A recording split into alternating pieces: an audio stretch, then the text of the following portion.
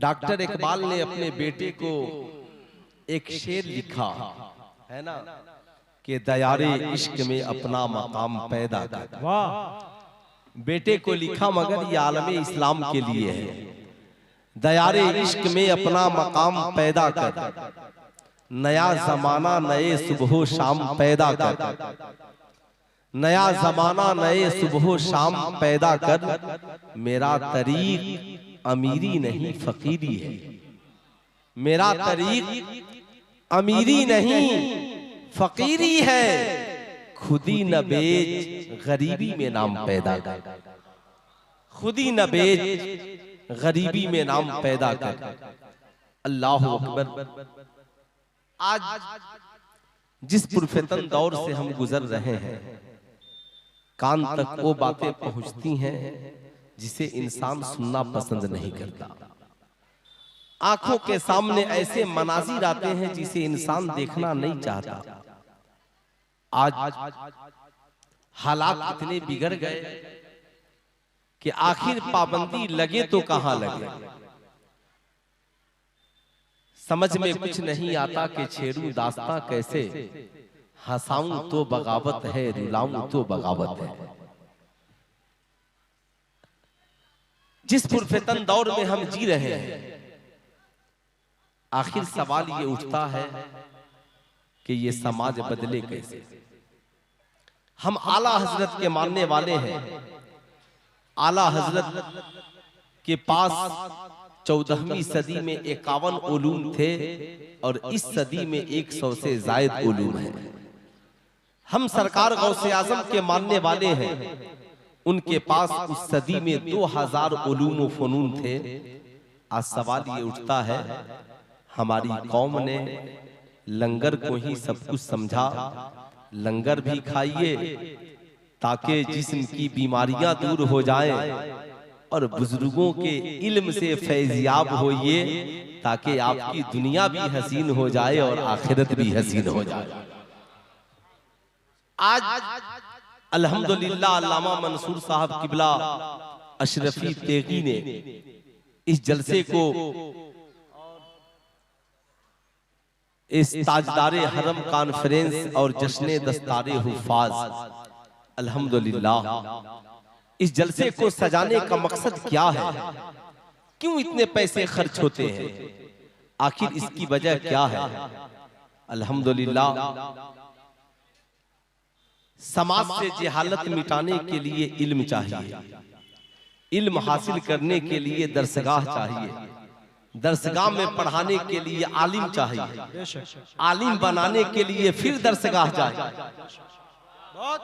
आलिम बनाने के लिए फिर दरसगाह चाहिए। एक साहब ने मुझसे पूछा कि आला हजरत के बारे में आपका क्या ख्याल है। मैंने कहा अगर आप मेरे ख्याल को बर्दाश्त कर पाए तो मैं पेश करूं। कहा पेश करें। मैंने कहा इस सदी में चारों तरफ जो ये इल्मी फैजान नजर आ रहा है, वो बरेली के अहमद रजा का इल्म का फैजान नजर आ रहा है। नारे तकबीर, नारे रिसालत, मसलके आला हजरत, इश्क मोहब्बत, इश्क मोहब्बत। कहा मौलाना वो कैसे। मैंने कहा आला हजरत से फैज मिला सदरुस शरिया को, सदरुस शरिया से फैज मिला हुजूर हाफिज मिल्लत को, और हाफिज मिल्लत से फैज मिल रहा है पूरे आलमे इस्लाम। लोग मदारिस बनाते हैं, दरसगाहों में पढ़ाते हैं। इस सदी से 14वीं सदी से लेकर आज तक जितने मदारिस बने, जितने लोग आलिम बने, मुफ्तियाने इस्लाम बने, सारे उलमा मिलकर, सारे मदारिस मिलकर बरेली के अहमद रजा की दरसगाह से फारिग होने वाला साहब एक सदरुस शरिया का मुकाबला नहीं कर सकते। लोगों ने दरसगाहें दी हैं और लोगों ने जमातें दी हैं, आलिमों की भीड़ दी है। बरेली के रजा ने जिसे दिया है तो बिहार को मलिकुल उलमा दिया है, उत्तर प्रदेश को सदरुस शरिया दिया है, साहब मेरठ के लिए अब्दुल हलीम मेरठी को दिया है। जमाने की निगाहों ने देखा है बरेली के रजा ने जो दिया, जमाना आज भी साहब उसे तलाश कर रहा है। लेकिन आज मैं आपसे जो बोलने वाला हूँ, आखिर क्या बात है? आला हजरत के मानने वाले अपने मकसद में पीछे क्यों हो गए? आज हम अपने मामलात में पीछे क्यों हैं? आखिर क्या वजह है? किस सोच की जरूरत है, किस फिक्र की जरूरत है? आज समाज में जहां पर हम खड़े हैं, क्या ये हमारे लिए अफसोस का मकाम नहीं है? हमारी कौम की बेटियां मुर्तद हो रही हैं, आखिर इसकी वजह क्या है? आज औलादे माँ को मार रही हैं, आखिर इसकी वजह क्या है? आज मदारिस के लिए दिलों में नफरत, आखिर इसकी वजह क्या है? मसाजिद से हमारी दूरी, आखिर इसकी वजह क्या है? इसका हल क्या है? तो सब मिलकर कहेंगे मौलाना, मसाजिद की हिफाजत के लिए मदरसों की जरूरत है, मकातिब की हिफाजत के लिए मदरसों की जरूरत है, खानकाहों की हिफाजत के लिए मदरसों की जरूरत है। मदरसे नहीं होंगे, आलिम पैदा नहीं होंगे। जब आलिम पैदा नहीं होंगे, समाज की इस्लाह कौन करेगा? कौम से अच्छी गुफ्तगू कौन करेगा? कौम को सिराते मुस्तकीम की बातें कौन बताएगा?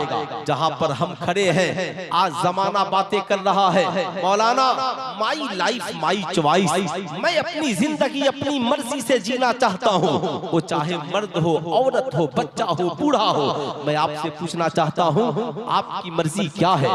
आप किस तरीके से अपनी जिंदगी गुजारना चाहते हैं? अगर आपको अपनी ख्वाहिशात की तकमील करनी है, तो क्या सिर्फ बुराइयों का दरवाजा ही आपकी ख्वाहिशात की तकमील के लिए खुला हुआ है?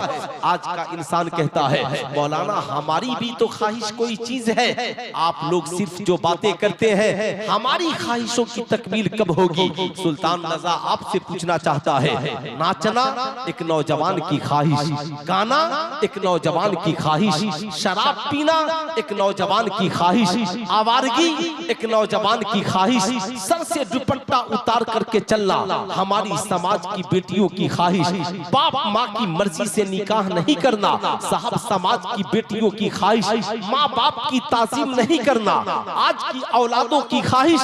सुल्तान रजा कहना चाहेगा, आप गंदे ख्वाहिशात के जरिया जीना क्यों चाहते हैं? अगर इस्लाम ने एक शराब को हराम किया है, तो दूध तेरे लिए हलाल जरूर है, शरबत तेरे लिए हलाल जरूर है, तेरे लिए खाना बिरयानी मुर्ग मुसल्लम हलाल जरूर है। आखिर तुम जायज तरीके से अपनी जिंदगी में इंजॉय क्यों नहीं करते? अपनी जिंदगी को बदलना क्यों नहीं चाहते? मैं आपसे कहना चाहूंगा, आपको अपने रूह को बदलना होगा, आपको अपने नजरियात को बदलना होगा। कहाँ गए वो नौजवान जो कहते हैं मौलाना हम अपनी जिंदगी अपनी मर्जी से जीना चाहते हैं? तो कहाँ गए वो नौजवान जो शराब के नशे में डूब गए? कहाँ गए वो नौजवान जिन्होंने जुए में घर बार हार दिया? कहाँ गए वो नौजवान जिन्होंने अपनी जवानी को अपने हाथों तबाह बर्बाद किया? आखिर इसके वजूहात क्या हो सकते हैं? इसके वजूहात सिर्फ यही है कि हमने साहब जरूरत को जरूरत नहीं समझा। एक बात जिंदगी में याद रखे, एक है मोबाइल और एक है किताब। आप कहेंगे मौलाना दोनों में फर्क क्या है? याद रखिएगा, किताबें एक दायरा बताती है, ये सीरत मुस्तफा की किताब है, ये तफसीर की किताब है, ये हदीस की किताब है, ये फिक्र की किताब है साहब, ये इल्मे बलागत की किताब है, ये शेर व शायरी की किताब है। लिखने वालों ने किताबें बड़ी लिखी, मगर एक जमाना वो भी था जब हमारे उलमा कहते थे कुरान पढ़ना नाबिल मत पढ़ना, हदीसें पढ़ना अफसाना निगारी न पढ़ना। याद रखना, बरेली के रजा ने कहा, बरेली के रजा ने कहा, जमाने को दरसे वफा दिया, ये रजा का कलम है, जब लिखता है तो नबी की नात लिखता है, जब लिखता है तो कुरान का तर्जमा लिखता है, जब लिखता है तो हदीस का तर्जमा लिखता है, जब लिखता है तो कुरान की तफसीर लिखता है, जब लिखता है बरेली का रजा, जब लिखने पे आता है तो माँ बाप की अजमत बयान करता है, जब लिखता है तो लोगों को शराब की हुर्मत बताता है, जब लिखता है तो लोगों को मनहियात शरिया से रोकने की बात लिखता है, लिखता है तो लोगों को गलत की निशानदेही करता है, फला काम गलत है, फला काम सही है। लोगों ने कोशिशें की, बरेली के रजा ये शायरों के कलम है जो बड़े बड़े बादशाहों की शान में अशआर लिखते हैं, इनाम हासिल करते हैं। बरेली के रजा एक शेर आप आपका भी नान पारा के बादशाह की शान में हो जाए। बरेली के रजा ने कहा हाँ कलम लाओ कापी लाओ, बरेली का रजा लिखेगा मगर नान पारा की बादशाह के शान में नहीं बल्कि मुस्तफा जाने रहमत की शान में लिखेगा, मुस्तफा जाने रहमत की शान में लिखेगा। करूं मदहे अहले दुवल रजा, बड़े इस बला में मेरी बला, मैं गदा हूँ अपने करीम का, मेरा दीन पारे ना नहीं। सवाल ये उठता है हर जलसे में मसलक के आला हजरत का नारा, मगर बरेली के रजा ने ये नहीं कहा कि मैं अपनी जिंदगी अपनी मर्जी से गुजारूंगा। बरेली के रजा ने ये कहा जान है इश्क़ मुस्तफा रोज फजू करे खुदा, जिसको हो दर्द का मजा नाज़े दबा उठाए क्यों। बरेली के रजा ने कहा जिंदगी मेरी हो और सीरत आमिना के लाल का हो, आंखें मेरी हो हया रसूलुल्लाह की हो, सोऊं मैं मगर तरीका आमिना के लाल का हो। आखिर मैं आपसे पूछना चाहता हूँ मेरी कौम का नौजवान तेरा नजरिया कब बदलेगा? मेरी कौम के नौजवानों तुम अपनी फिक्र को कब बदलोगे? मेरी कौम के नौजवानों बताओ तुम अपने नजरिए को कब बदलोगे? आपसे मैं पूछना चाहता हूँ, याद रखिएगा आप साहब कुरान कहता है तिबयानन लिकुल्ले शैइन, हर चीज का रोशन बयान कुरान में मौजूद है। अल्लाह अकबर। आज मुसलमानों को सारी दुनिया में सारी दुनिया में मुसलमानों को लंबी लंबी रातें मोबाइल पे गुजारने के लिए वक्त है मगर कुरान पढ़ने के लिए वक्त नहीं है। एक है जरूरत और एक है ख्वाहिश। जरूरत गरीबों की भी पूरी हो जाती है और ख्वाहिशें बादशाहों की भी पूरी नहीं होती। हजारों ख्वाहिशें ऐसी कि हर ख्वाहिश पे दम निकले, बहुत निकले मेरे अरमा फिर भी कम निकले। एक इंसान गरीब है पैदल चलता है सोचता है साइकिल मिल जाए, साइकिल मिल गई सोचता है मोटरसाइकिल मिल जाए, मोटरसाइकिल मिल गई सोचता है फोर व्हीलर हो जाए, फोर व्हीलर हो जाए सोचता है अब जरा लग्जरियस कार हो जाए। साहब जैसे जैसे मिलती चली गई ख्वाहिशें बढ़ती चली गई। इंसान कब्र की आगोश में चला जाएगा। ख्वाहिशें न मर्दों की पूरी होंगी, ख्वाहिशें न औरतों की पूरी होंगी। याद रखिएगा मगर जरूरत किसी की रुकती, जरूरत किसी की रुकती नहीं है। एक गरीब शख्स है बीमार पड़ गया, पैसा इलाज के लिए नहीं है। इमाम साहब को पता चला, मौलाना मंसूर साहब को पता चला, कहा ए बस्ती वालों अपने गांव का एक इंसान है बड़ा नेक है, माली एतबार से कमजोर है, बीमार पड़ गया है, अच्छे इलाज की जरूरत है। क्या ही अच्छा होता हम सब मिलकर उसका इलाज करा देते। पैसे एक नहीं थे, पूरे बस्ती वालों ने जमा होकर उसका इलाज करा दिया। जरूरत गरीबों की भी पूरी हो जाती है मगर ख्वाहिशें बादशाहों की भी पूरी नहीं होती। अगर आज हमारी कौम की बेटियां ख्वाहिशों की तकमील के लिए गलत चैनलों का इस्तेमाल कर रही है, आज हमारी कौम के नौजवान सिर्फ गंदे ख्वाहिशात की तकमील के लिए यूट्यूब पे साइट बनाएंगे, हुस्न का मुजाहरा होगा, नाचेंगे गाएंगे, न जाने क्या क्या बनाएंगे। हो सकता है मेरा चैनल चल जाए, मैं करोड़पति बन जाऊं। आज साहब जो ही मोबाइल खोलिएगा बड़े बड़े जिसे आप दुनियावी स्टार कहते हैं, कोई साहब गेम का प्रचार कर रहा है, ड्रीम 11 का प्रचार, लूडो छक्का का प्रचार, क्रिकेट का प्रचार, कहा हमने करोड़ों कमा लिया। एक साहब मिले मुझसे कहे मौलाना मेरा घर का एक लड़का पागल हो गया। मैंने कहा वजह? कहा मौलाना साहब उसने मोबाइल के जरिया ये सोचा कि मैं करोड़ों कमाऊंगा मगर पता चला करोड़ों उसके बर्बाद हो गए, तबाही उसकी जिंदगी में पहुंच गई। मैं आपसे कहना चाहूंगा याद रखिए अपनी ख्वाहिशात को समेटिए। याद रखिए जिंदगी में आपकी ख्वाहिशें कभी पूरी नहीं हो सकती। गर्मी के कपड़े हैं जरा ठंडी के हो जाए। जलसे में आए आपने देखा अल्लामा महबूब गौहर का बेहतरीन लीलन का कपड़ा है, क्या ही बेहतरीन कुर्ता पैजामा, क्या बेहतरीन सदरी और बेहतरीन कश्मीरी टोपी। अब आपके भी ख्वाहिशें, आपके भी दिल में ये बात बैठ गई। अब आप आपने भी सोचा काश मेरे पास भी ये लीलन का कुर्ता पैजामा होता, मेरे पास भी एक सदरी होती, मेरे पास भी एक बेहतरीन कश्मीरी टोपी होती। लेकिन मैं कहना चाहूंगा ना, ख्वाहिशात को समेटे, जरूरत के मुताबिक जिंदगी गुजारे। अगर आपने ख्वाहिशात को लंबा कर दिया, आप कहेंगे मौलाना फिर करना क्या होगा। यही वजह है, सिर्फ ख्वाहिशात की वजह से बेटा बाप का दुश्मन बना, ख्वाहिशात की वजह से बीवी शौहर की दुश्मन बन गई, ख्वाहिशात की वजह से भाई भाई का दुश्मन बन गया, ख्वाहिशात की वजह से औलादे माँ बाप की दुश्मन बन गई, ख्वाहिशात की वजह से हम एक दूसरे के दुश्मन बन गए, ख्वाहिशात की वजह से। कुरान ने कहा नहन नफ्सा अनिल हवा फइन्नल जन्नता हियल मावा, जिसने अपने आप को ख्वाहिशात से रोक लिया तो ये जन्नत की बहारें उसी के लिए है। मैं आपको बताना चाहूंगा, ख्वाहिशें सिर्फ एक ही जगह पूरी होंगी। आप कहेंगे उस जगह का नाम क्या है? या उसी जगह का नाम जन्नत है। जन्नत में ख्वाहिशें सबकी पूरी हो जाएंगी, जन्नत में कोई टेंशन नहीं होगा, किसकी ख्वाहिश पूरी नहीं होगी। अभी आप जलसे में बैठे हैं, आपने सोचा एक कप बेहतरीन कॉफी मिल जाए, दूध है तो कॉफी नहीं, कॉफी है तो चीनी नहीं, अगर सारी चीजें मिल गई तो आग नहीं है तो बनाने वाला नहीं। मगर जन्नत में न कॉफी बनाने का टेंशन, न सेब तोड़ करके लाने का टेंशन, ख्वाहिश हुई और खा लिया। ऐ मेरी कौम का नौजवान, सारी दुनिया में जाने का तू प्रोजेक्ट बना रहा है, प्लानिंग कर रहा है। गर्मी की छुट्टी आएगी, पूरा परिवार मद्रास जाएंगे, दिल्ली जाएंगे, लाल किला जाएंगे, कश्मीर की वादी में जाएंगे, फला जगह जाएंगे, बड़ा सुकून मिलेगा, आत्मा को शांति मिलेगी, बड़ा दिल को इत्मीनान मिलेगा।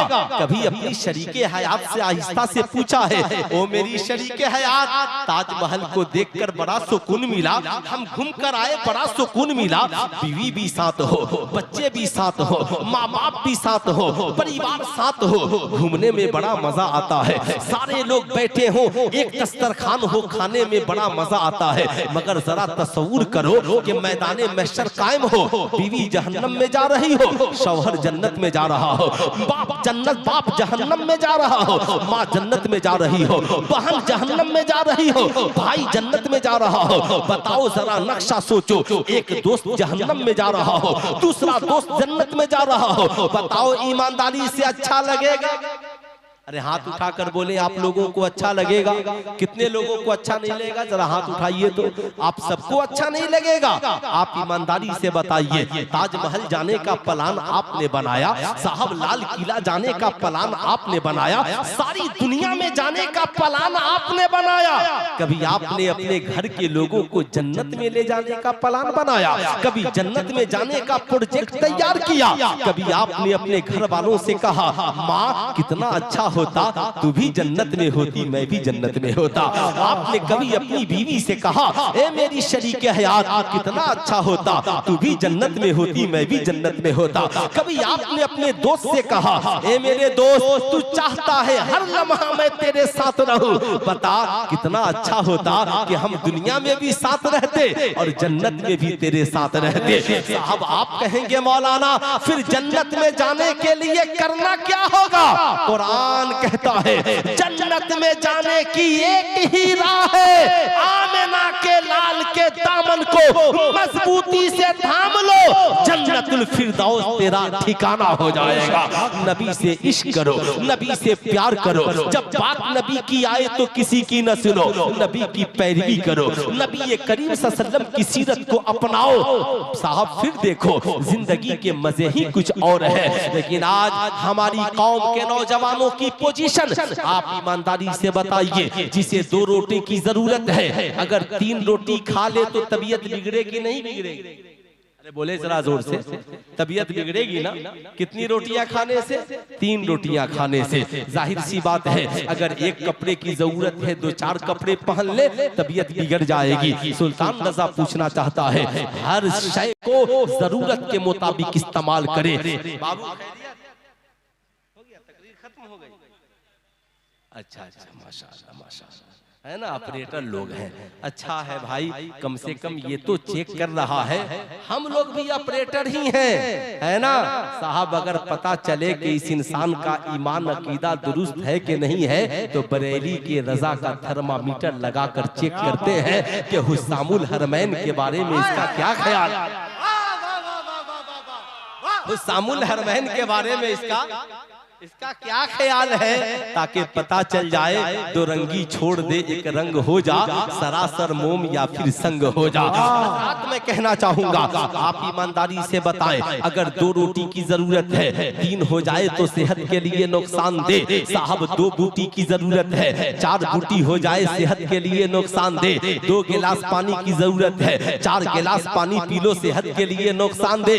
अबे पगला, जब इतना जानता है तो मोबाइल की जरूरत जितनी है उतना इस्तेमाल क्यों नहीं करता है। मोबाइल की जरूरत कितनी पड़ गई, हमारी कौम की बेटी नकाब भी पहनी है, पीठ पे बेहतरीन बस्ता भी है, बैग भी है, हाथ में मल्टीमीडिया मोबाइल सेट है। मुझे ताज्जुब होता है, जब मैं इदारे शरिया में दारुल इफ्ता में पढ़ता था, मोबाइल की पाबंदी थी। आज कौन सी जरूरत पड़ गई, हर नौजवान के हाथ में मोबाइल, पढ़ने वाले के हाथ में मोबाइल, बेटी के हाथ में मोबाइल, बेटे के हाथ में मोबाइल। व्हाट्सएप की जरूरत कब पड़ती है, क्या कभी आपने इसके बारे में कभी सोचा। फेसबुक की जरूरत कब पड़ती है, कभी आपने इसके बारे में सोचा। साहब ताज्जुब की बात है, मैट्रिक के नौजवान को व्हाट्सएप की जरूरत क्यों है, मैट्रिक में पढ़ने वाले नौजवान को फेसबुक की जरूरत क्यों है। आखिर मैं आपसे पूछना चाहता हूँ, इन नौजवानों को मल्टीमीडिया मोबाइल सेट की जरूरत क्यों है। आप कहेंगे मौलाना ऑनलाइन क्लास, सुल्तान रजा कहना चाहेगा ऑनलाइन क्लास। याद रखना, जिंदगी में लॉकडाउन खत्म, ऑनलाइन क्लास को बैक कीजिए, इसे बंद कीजिए। क्लास के लिए घर में एक रूम बना दीजिए, एक कंप्यूटर या लैपटॉप लगा दीजिए। कहा मेरा बेटा ऑनलाइन क्लास यही होगा, ऑनलाइन क्लासेस यही होंगे। ये मोबाइल सरगोशी का जरिया है, ये मोबाइल तन्हाई का जरिया है, ये मोबाइल चुपके से किसी को पैगाम भेजने का जरिया है। बाप को पता नहीं है इस मोबाइल के जरिया बेटा किसे मैसेज भेज रहा है, शौहर को पता नहीं है इस मोबाइल के जरिया बीवी कैसे किसे मैसेज भेज रही है। इस साहब बाप को पता नहीं है इस मोबाइल के जरिया बेटी किसे मैसेज भेज रही है। याद रखिएगा, मैं ये नहीं कहता हर इंसान गलत है, मगर कुरान कहे, मगर याद रखिएगा मैं जो बताने जा रहा हूँ, अल्लाह के नबी फरमाते हैं ज़न्नुल मोमिनीन खैरा, मोमिन के बारे में अच्छा गुमान करो। मेरा गुमान आपके बारे में बेहतर है, मगर झारखंड की उस लड़की के बारे में क्या कहेंगे। नमाज भी पढ़ती थी, कुरान भी पढ़ती थी, मोबाइल भी नहीं था, घर में एक ही मल्टीमीडिया सेट मोबाइल था, मगर उसके जरिया जिससे कनेक्शन हुआ धर्म बदल गया साहब, जाति बदल गई साहब, ईमानो अकीदा बेच दिया साहब, उसने अपनी जिंदगी को तबाह बर्बाद कर लिया साहब। ये एक मोबाइल ही तो है। मैं आपसे पूछना चाहता हूँ, ऐ मेरी कौम का नौजवान, जरा सीने पे हाथ रखकर सोच, जहाँ पे गैर खड़े हैं आज वहाँ आपकी तादाद कितनी है। आप सिर्फ आज जाइए और अपनी बस्ती में मुहासबा कीजिए कि आपकी बस्ती में कितने बच्चे IPS अफसर हैं, आपकी बस्ती में कितने बच्चे अच्छे डॉक्टर हैं, आपकी बस्ती में कितने बच्चे अच्छे आलिम और अच्छे हाफिज हैं। मैं सिर्फ उधर की बात नहीं करता, तो आपको पता चलेगा यार, अच्छा मोबाइल तो है, अच्छा खाना तो है, अच्छा मकान तो है, अच्छा लिबास तो है, मगर डॉक्टर है मगर अच्छा नहीं है, इंजीनियर है मगर बावकार नहीं है साहब। हमारे पास मशीनरी नहीं है। आप ईमानदारी से बताएं, ईमानदारी से बताओ मेरी कौम के नौजवानों, बताओ बिहार पुलिस में हमारी तादाद कितनी है, उत्तर प्रदेश पुलिस में हमारी तादाद कितनी है, आर्मी में हम कितने हैं, SSB में हम कितने हैं। हर रोज बिहार सरकार बहाली निकाल रही है, सेंट्रल गवर्नमेंट बहाली निकाल रही है। आपके रिजल्ट की पोजीशन क्या है? आज हर घर में मोबाइल है। मैं अपनी कौम के आने वाले नौजवानों से पूछना चाहता हूँ, कल 1 तारीख है और 1 तारीख से इंटर का इम्तिहान है। इंटर के इम्तिहान में कामयाबी हासिल करने के लिए बताओ नौजवानों ने कितने ग्रुप बनाए हैं। आपके मोहल्ले में नौजवान नौजवानों ने कितने ग्रुप बनाए कि ये ग्रुप सिर्फ इम्तिहान की तैयारी के लिए है कोई गांव में नौजवान जिसने नौजवानों को इस बात की तबलीग की हो कि हम सब मिलकर एक ग्रुप बनाते हैं ताकि वहां पर कम से कम हम इंटर के मुश्किल सवालात को हल कर सके। आप कहेंगे मौलाना ताज्जुब की बात है, आपने सिर्फ ऑनलाइन ही को समझा। जब से हमने सिर्फ ऑनलाइन को तरजीह दी, ऑनलाइन इल्म तो मिल सकता है मगर ऑनलाइन तरबियत नहीं मिल सकती है। तरबियत के लिए ऑफलाइन होना पड़ेगा। पहले उस्ताद इल्म भी देता था और तरबियत भी सिखाता था। ताज्जुब की बात है, नौजवानों के पास गेम खेलने के लिए ग्रुप है मगर तालीम हासिल करने के लिए ग्रुप नहीं है। पबजी से लेकर साहब सारे गेम और सट्टा और जुआ लगाने के लिए आपके पास ग्रुप है, गंदी बातें करने के लिए और किसी को ट्रोल करने के लिए, मजाक उड़ाने के लिए आपके पास ग्रुप है मगर आपके पास कामयाबी के लिए कोई ग्रुप? आप बताएं ईमानदारी से, कोई ग्रुप आपके पास है? आपके पास कोई ऐसी तहजीब है? आपके पास कोई ऐसा मामला है? मेरी गुजारिश है अपनी कौम के सरपरस्तों से, नौजवानों से, बच्चों बूढ़ों से, हम सब किसके गुलाम हैं? नबी के गुलाम हैं। सरकार का साथी आसमान से जमीन पर कौन बनकर आया? कुरान कहता है क़द जाअकुम मिनल्लाहि नूरुम व किताबुम मुबीन। तहकीक के आ गया तुम्हारी जानिब अल्लाह की तरफ से नूर और एक रोशन किताब, यानी नूर से मुराद मुस्तफा जाने रहमत है और किताब से मुराद कुरान है। अल्लाह ने नबी का साथी जिसे बनाया उसका नाम कुरान है, उसका नाम किताब है। ऐ नौजवान, जब तक किताब हमारा साथी था, कोई गौस बना, कोई खाजा बना, कोई कुतुब बना, कोई अब्दाल बना, कोई अहमद रजा बना, कोई हाफिज मिल्लत बना, कोई मुजाहिद मिल्लत बना, कोई सदरुश शरिया बना, कोई ताजुश शरिया बना। किताब को साथी बनाइए। किसे साथी बनाना है? पूरा मजमा हाथ उठा करके बोलिए, किसे साथी बनाना है? किताब को। किसे साथी बनाना है? किताब को। किताब को अपनी जिंदगी का साथी बनाइए, हर मैदान में कामयाब होंगे। लेकिन आपने किताब को बगल में दबा दिया, मोबाइल को अपना साथी बना लिया। शैतान हर हमला, हर वक्त इंसान का खुला हुआ दुश्मन है। एक नौजवान मैट्रिक की तैयारी के लिए किताब लेकर बैठा और हाथ में मल्टीमीडिया सेट मोबाइल है। जो ही एक सफा पढ़ा, शैतान ने कहा जरा व्हाट्सएप देख ले दोस्त ने क्या कहा है। अब जो ही किताब खोली, जब तक के किसी दूसरे का फोन, जो ही किताब खोली जब तक के तीसरे का फोन। ऐ मेरी कौम का नौजवान, याद रखना गलत रवि से मनाजिल का बोझ बढ़ता है। मुसाफिरों रवि से कारवां बदल डालो। अगर आपका हश्र यही रहा, आपने अपने मामलात को नहीं समेटा, आप पूछिए बेटी मोबाइल की जरूरत है ना, फिर मल्टीमीडिया सेट किया। तुम जाएगी कोचिंग या स्कूल तो यही न पता करना है कि तुम कहां हो, तो ये सादा मोबाइल भी तेरे लिए काफी है। क्या कल जब मोबाइल नहीं था तो लोग नहीं जीते थे? क्या जब कल हमारे हाथों में मल्टीमीडिया सेट मोबाइल नहीं था तो हम नहीं जीते थे? जीते थे। मगर आज अफसोस है, हमें ये तय करना होगा मोबाइल किसे इस्तेमाल के लिए दिया जाए और किसे इस्तेमाल के लिए नहीं दिया जाए। इसलिए मेरा मशवरा है, पाकिस्तान के एक अजीम मुफक्किर ने कहा कि याद रखिएगा, कल का जो इंसान था आज से 40-50 साल पहले, वो 30 बरस की उम्र में उसे जितनी मालूमात होती थी, आज के लड़के लड़कियों को उतनी मालूमात 15 बरस की उम्र में है।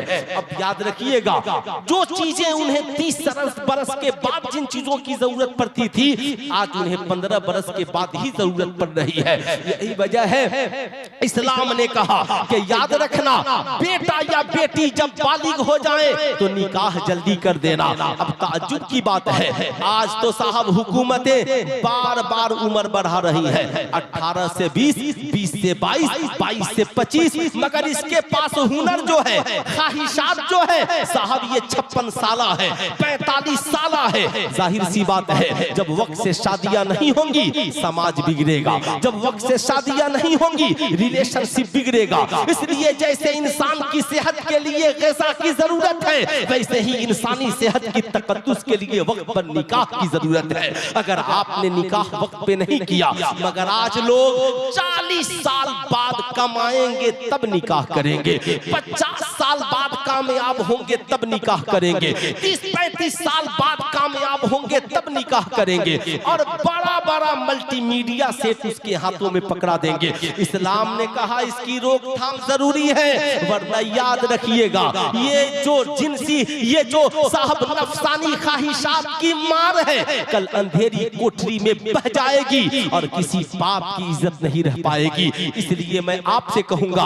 अगर आज आपने जाविया मुकम्मल नहीं किया, अगर आज आपने इस पे कंट्रोल नहीं किया, आप ईमानदारी से बताएं, एक दौर वो भी था जब बाप उंगलियां पकड़ के सुबह को बच्चों को खिलाता था, 1 घंटा 2 घंटा, साहब ये किताब है, ये पढ़ो, ये खेलो। बाप शाम को बच्चों को वर्जिश कराता था।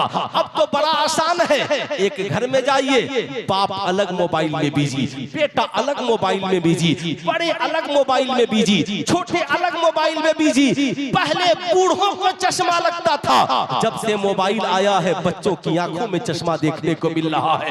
ताज्जुब की बात है, मगर आप सब भूल गए। याद रखिएगा, मेरी आपसे गुजारिश है, अगर आपने इस पे कंट्रोल नहीं किया और आपने ये सोचा बेटा मोबाइल में पढ़ता होगा, शैतान उसे पढ़ने नहीं देगा, बेटी मोबाइल में पढ़ती होगी, शैतान उसे पढ़ने नहीं देगा। इसलिए कि शैतान इंसान का खुला हुआ दुश्मन है, वो शैतानी चाल चल के इसे जरूर भगाएगा, नफरत की आंधी और हवा में बहा देगा। इसलिए आप जरूरत महसूस करें और घर को पाबंद बनाएं। मोबाइल, सारा मोबाइल घर में जब शाम का वक्त हो तो रख दिया जाए, एक मोबाइल माँ या बाप के पास चालू रहे, सारे बच्चे वक्त पे सोने के लिए जाएं, पढ़ने का टाइम हो तो मोबाइल साइलेंट मूड में हो। दोस्त का फोन आए, बोल देना, अपने बेटे से कह दीजिए, बोल देना कि मगरिब बाद जब मैं घर चला जाऊं तो मेरे बाप का नंबर है, ये फोन कर लेना,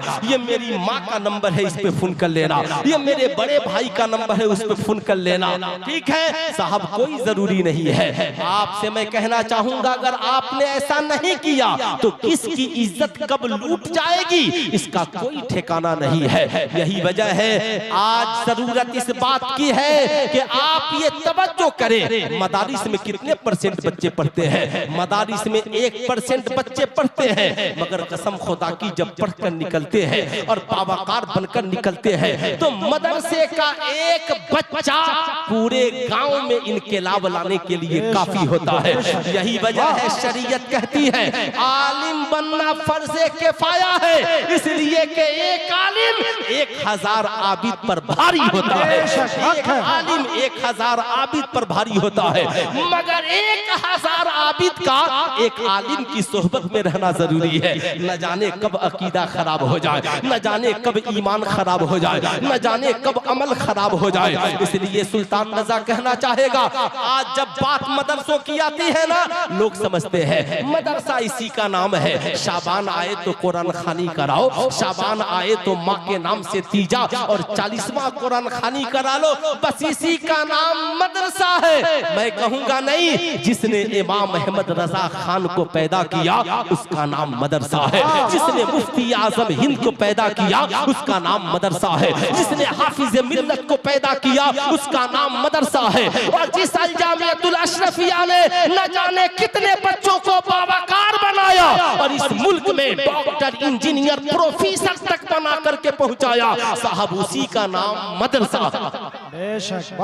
मदरसा है। लेकिन आपसे मैं पूछना चाहता हूँ, सवाल ये उठता है, जो भी मदरसे में आता है सबके ज़हन में बस एक बात, अल्लामा महबूब गौहर साहब एक बात बताइए, मदरसे में आप लोग इंग्लिश पढ़ाते हैं? हाँ हाँ मियाँ अब पढ़ाते हैं। नहीं यकीन तो अभी है ना, मैं मौलाना गुलाम जिलानी अजहरी साहब आएंगे तो आप समझ लीजिएगा। साहब संस्कृत पढ़ाते हैं, किसी चतुर्वेदी को बुलाकर समझ लीजिएगा। कहा साहब मैथ पढ़ाते हैं तो आज साहब हजारों नहीं कई हजार मौलाना स्कूल में पढ़ा रहे हैं। आपसे मैं पूछना चाहता हूँ, अब मदरसे वो नहीं रहे, लेकिन सवाल ये उठता है मदरसे में हमारी कौम के 1% बच्चे पढ़ते हैं, 99% कहाँ पढ़ते हैं? स्कूल में पढ़ते हैं, कॉलेज में पढ़ते हैं, जहाँ पे साहब जहाँ पे सिर्फ डिग्रियां दी जाती है।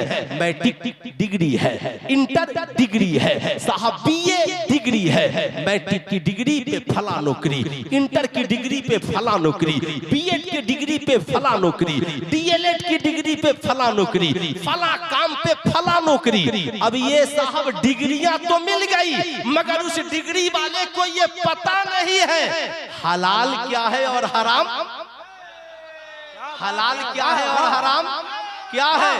पता चला कि बिहार सरकार परेशान है, डीओ के पास इतना खजाना कहां से आ गया, साहब फला आईपीएस अफसर के पास इतनी दौलत कहां से आ गई। साहब जमाना आज परेशान है कि ये रिश्वत को कैसे बंद किया जाए। तो आज भारत सरकार की नजरें है, कोई अफसर रिश्वत लेते हुए पकड़ा जाए उसे जेल में डाल दो। मगर 1450 बरस पहले सबसे पहले इस दुनिया में जिसने इस नजरिए को पेश किया कि रिश्वत लेना हराम है, ये नजरिया इस जमीन पर आलम इंसानियत के लिए किसी और ने नहीं दिया, बल्कि आमिना के लाल ने दिया है, मुस्तफा जाने रहमत ने दिया है। रिश्वत लेने वाला भी जहन्नम में जाएगा और रिश्वत देने वाला भी जहन्नम में जाएगा।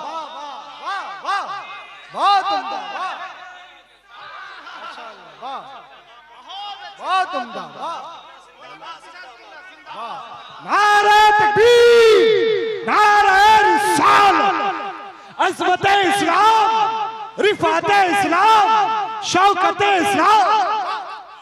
असल में आज अल्लामा महबूब गौहर साहब ने जो मिजाज दिया, बिल्कुल नया मिजाज है ना, और बिल्कुल नया मिजाज दिया। अब जरा और आगे बढ़िए, ये डिग्री वाले सिर्फ जहाँ जहाँ पहुँचे फसाद हुआ, खल्फसाद हुआ। अभी आपने यूपीएससी और बीपीएससी के शिक्षक शिक्षिकाओं के काले करतूत को सुना है।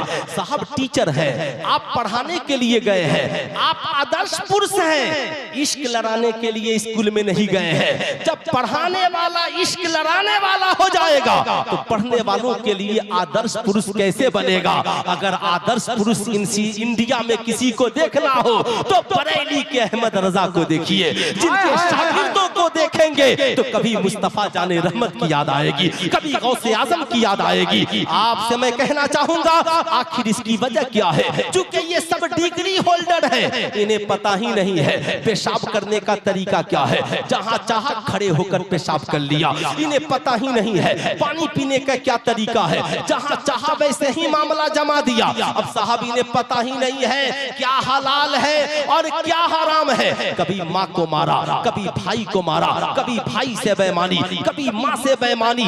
ऐसा काला करतूत जिस विभाग में गए उसी विभाग को लूट खसोट कर बर्बाद कर दिया। लेकिन आइए मैं आपसे कहना चाहूंगा, पूरी दुनिया को बर्बादी से बचने का नजरिया सबसे पहले जिस बादशाह ने दिया था उस बादशाह का नाम हजरत उमर इब्ने खत्ताब है ना, और उन्हें ये नजरिया मुस्तफा जाने रहमत ने दिया। आप ताज्जुब करेंगे, तू समझ नहीं रहा है, सिर्फ जज्बात में बोल रहा, इधर आके बैठ, है ना। इसलिए अभी तो खड़े खड़े खाना पीना मना है, इधर आके बैठो, आज के बाद बैठ कर खाना, है ना।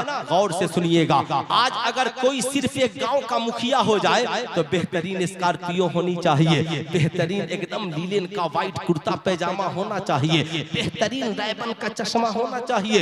भले वो रिश्वत के पैसे की स्कॉर्पियो क्यों नहीं हो, घूस के पैसे की स्कॉर्पियो क्यों नहीं हो, रंगदारी के पैसे का राइबन का चश्मा क्यों नहीं हो, लेकिन चश्मा पहन कर इतरा रहा है। अब साहब वो फिर विधायक बन जाए तो शान मत पूछिए, अगर एमपी एमएलए बन जाए तो फिर मत पूछिए, अगर किसी मुल्क का प्रधानमंत्री बन जाए तो साहब जॉर्ज डब्ल्यू बुश से भी जाकर कभी पूछिएगा, डोनाल्ड ट्रंप से भी जाकर कभी पूछिएगा, कभी कभी इन बादशाहों से पूछिएगा। साहब इनके पास एक मुल्क की हुकूमत मिली ना तो जमीन पर अकड़ कर चलने लगे।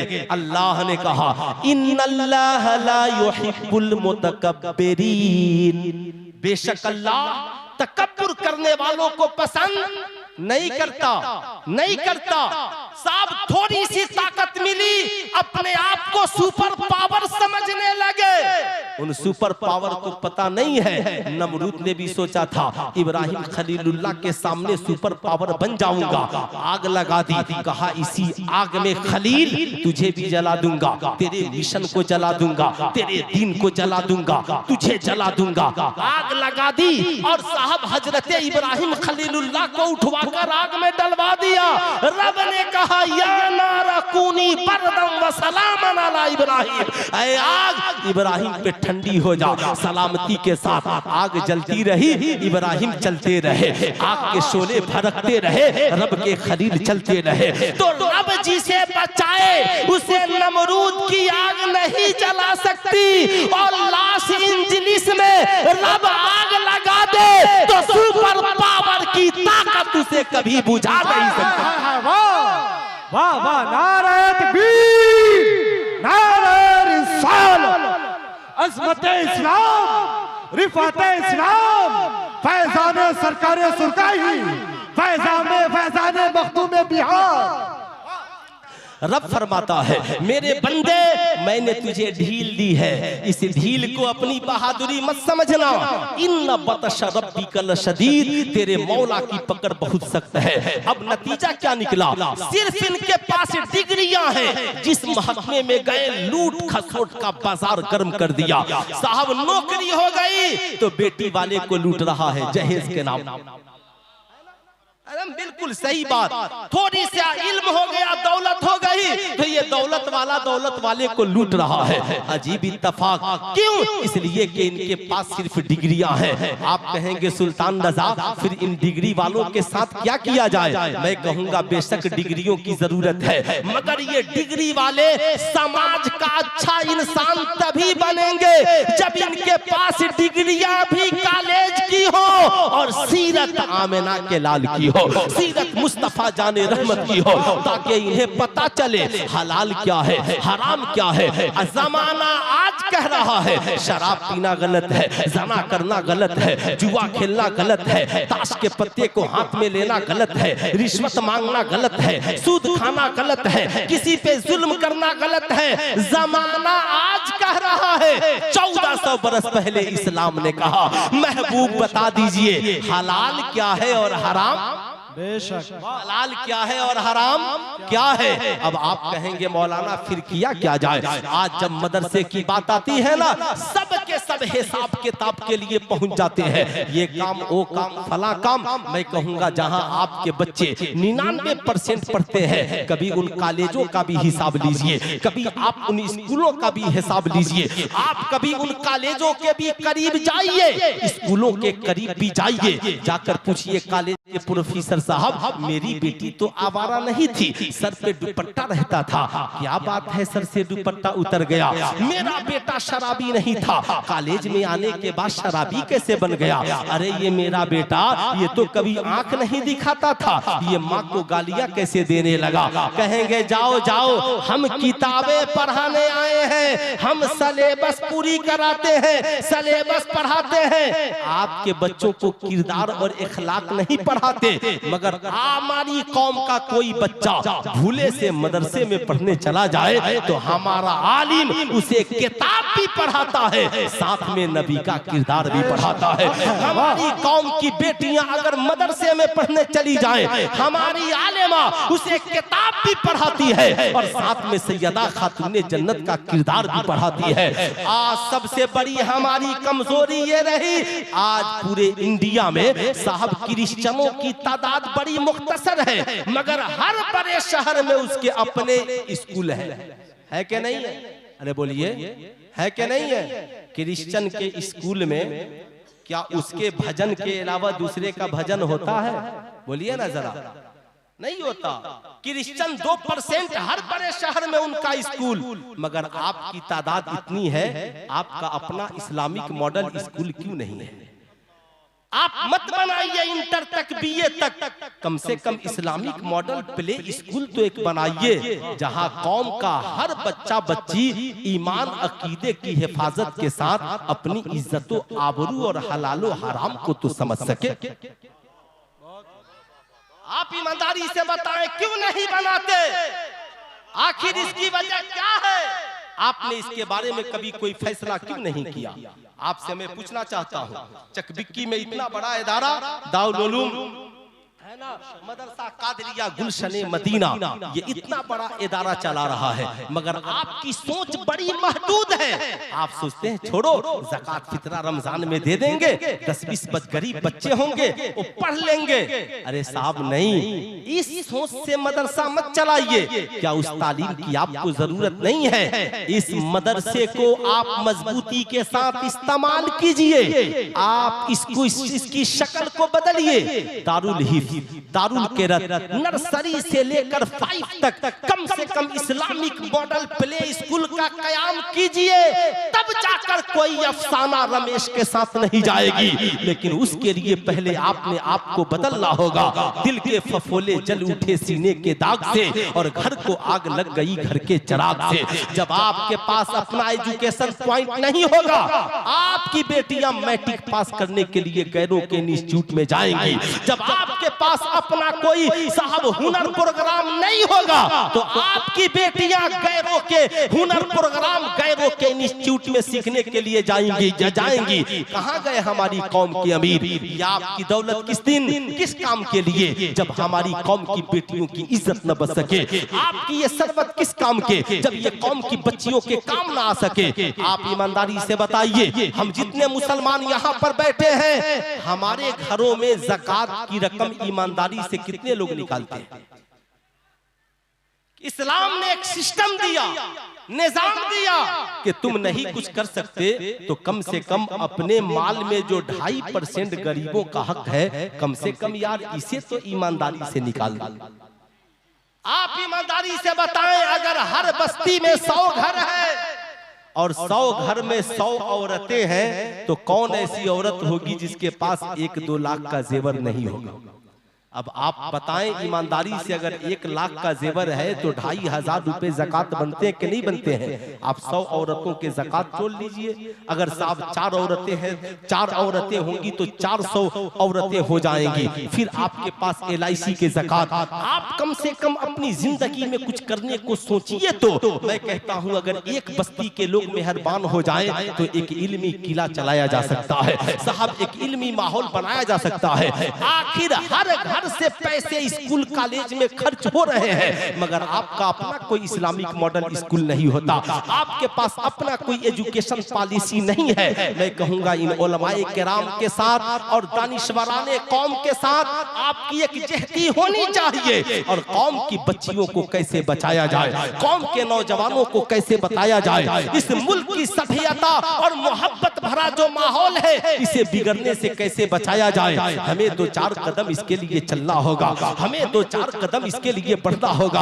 आप ईमानदारी से बताएं, हम इस समाज में, जिस समाज में जीवित और जिंदा हैं, बताएं ईमानदारी के साथ, अगर आज हम जहां पर खड़े हैं, हमारी कौम के नौजवानों की पोजीशन क्या है? बेचारा सभी हम लोग, हमारे यहाँ हाल ये है, रात को बेहतरीन बिरयानी खाएगा, सुबह को 10 बजे तक सोएगा, जवान है उस वक्त तक कमाने के लिए नहीं जाएगा जब तक के माँ बाप उस पे नाराज नहीं हो जाए।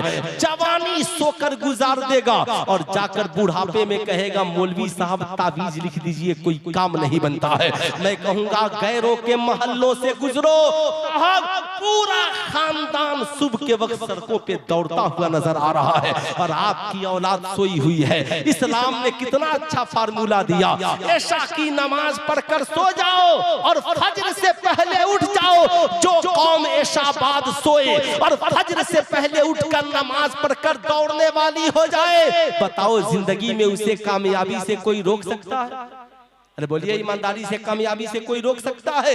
ऐ नौजवानों, अपने मुस्तकबिल को टारगेट करो।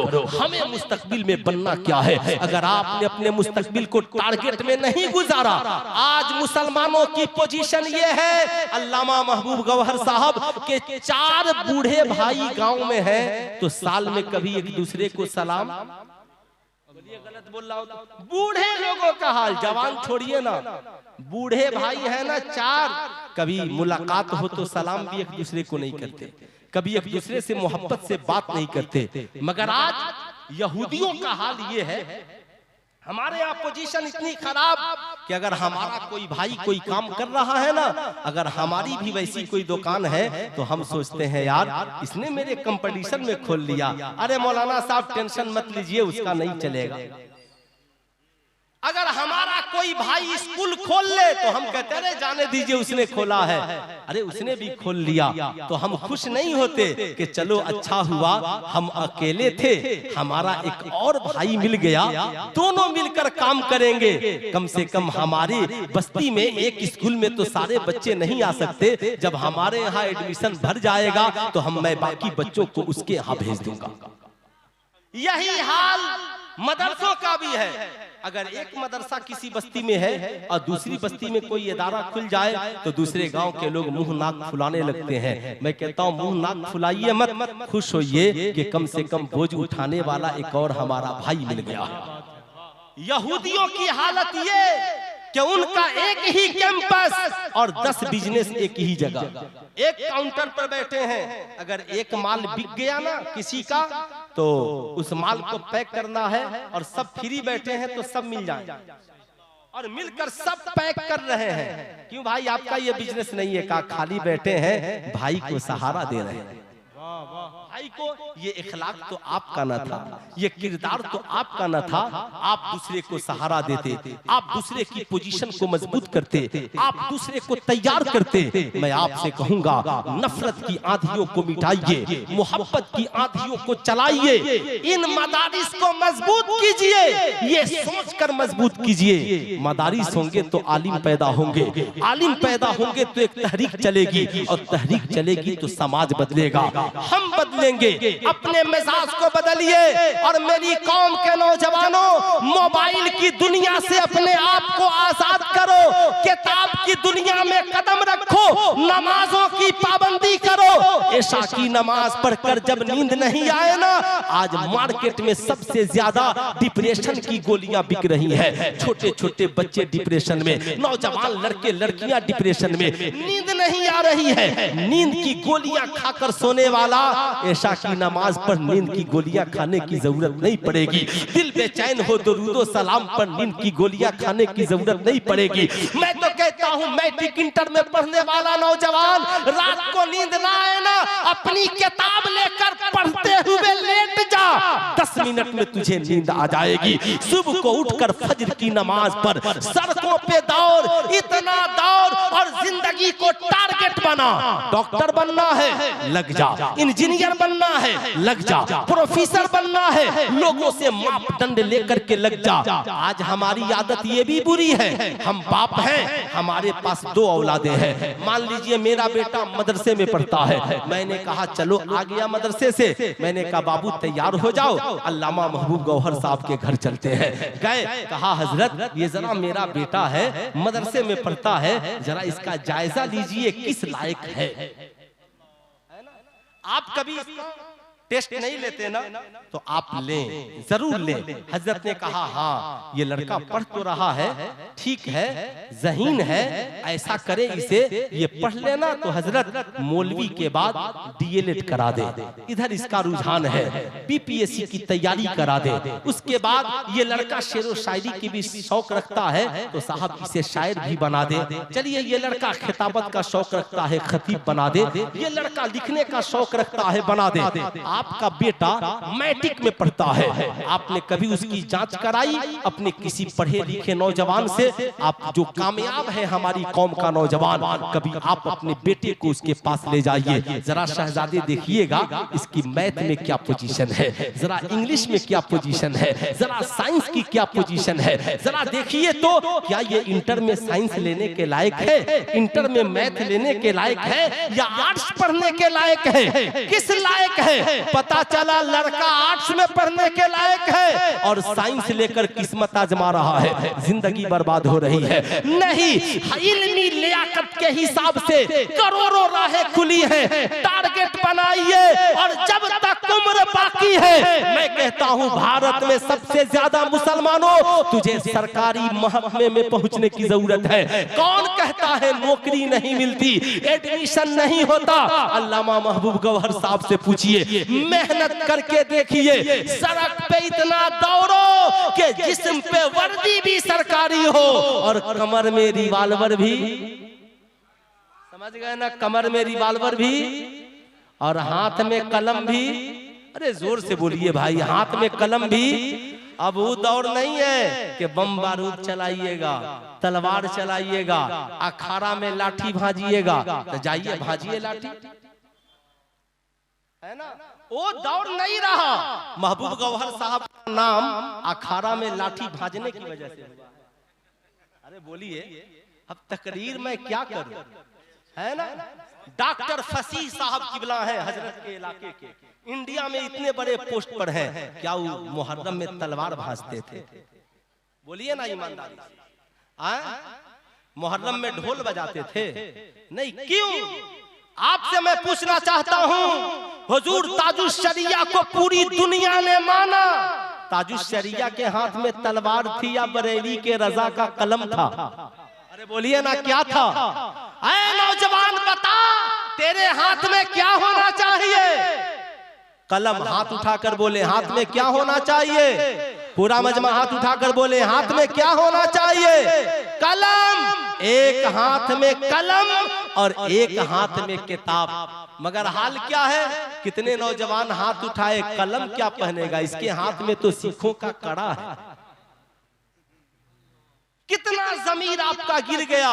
सरकार की सुन्नत सजाने में शर्म आती है और कड़ा पहनने में कोई शर्म नहीं आती। शबे बरअत की रात आने वाली है, बस है ना?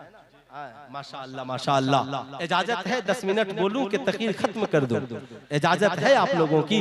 जरा दोनों हाथों को उठाकर बोल दें या रसूल अल्लाह, और जरा प्यार से बोल दें या हबीब अल्लाह। अच्छा एक बात बताइए, फैजान पाने के लिए हम लोग कहाँ कहाँ जाते हैं? जाते हैं ना भाई, अजमेर शरीफ, बरेली शरीफ, बगदाद शरीफ, कलियर शरीफ, देवा शरीफ, कालपी शरीफ, और मस्जिद में भी जाते हैं फैजान ही पाने के लिए।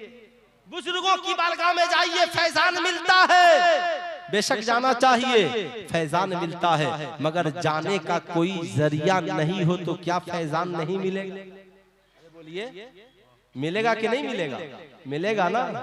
हजरत अवैस करनी कर्न में है और सरकार मदीने में, मदीने में है, मुलाकात ना हो सकी।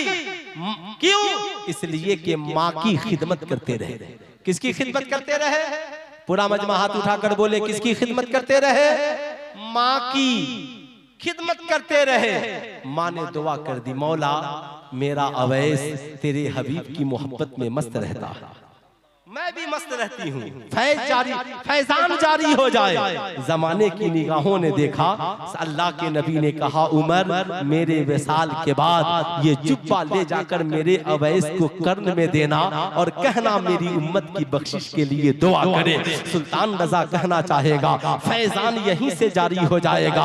आप दिल से माँ की खिदमत में लग जाए, बाप की खिदमत में लग जाए, भाई बहन की खिदमत में लग जाए, उलमा की खिदमत में लग जाए, बीवी बच्चों की खिदमत में लग जाएं, यकीन के साथ खिदमत में लग जाएं, फिर देखे कमाल। शबे बरअत की रात आने वाली है, आने वाली है ना शबे बरअत की रात। ये किस कौन महीना चल रहा है? शाबान का। शबे बरअत की रात आने वाली है, शबे बरअत की रात, बख्शिश की रात, मगफिरत की रात, जहन्नम से छुटकारे की रात। मगर कुछ लोग ऐसे हैं जिनकी उस रात में भी बख्शिश नहीं होगी। नंबर 1 माँ बाप का नाफरमान। कौन? माँ बाप का। नंबर 2 दायमी शराब पीने वाला, हमेशा शराब पीने वाला। नंबर 3 जानी, जो जना करने से तौबा न कर ले। नंबर 4 एहसान करके एहसान जताने वाला, है ना। इनकी बख्शिश नहीं। इसलिए मैं आपसे कहूंगा, आप नमाज पढ़ने जाते हैं ना, आप रोजा रखते हैं, हज करते हैं, ज़कात करते हैं, नेकियां करते हैं। रमजान का महीना भी आने वाला है, उससे पहले अपनी बूढ़ी माँ को राजी कर ले, अपने वालिद को राजी कर ले, अपने मामलात को दुरुस्त कर ले। ऐसा ना हो कि शाबान का महीना आया और दिल महबूब गौहर साहब, मौलाना मंसूर साहब, है ना, इन बुजुर्गों का दुखाया और माफी फेसबुक पे मांग रहे हैं, है ना। दिल इनका दुखाया, दिल माँ बाप का, भाई का दुखाया और माफी फेसबुक पे। जिन लोगों को मेरी जात से तकलीफ पहुंच गई हो वो मुझे माफ कर दे, मगर एक बार भी माँ से माफी नहीं मांगता, एक बार भी नहीं मांगता। मैं कहूंगा मेरी कौम के शहजादों, इस्लाम कहता है जिसका तूने दिल दुखाया है पहले उससे माफी मांग, जब वो मान जाएगा तो रब भी मान जाएगा, रब भी मान जाएगा। अल्लाह अल्लाह।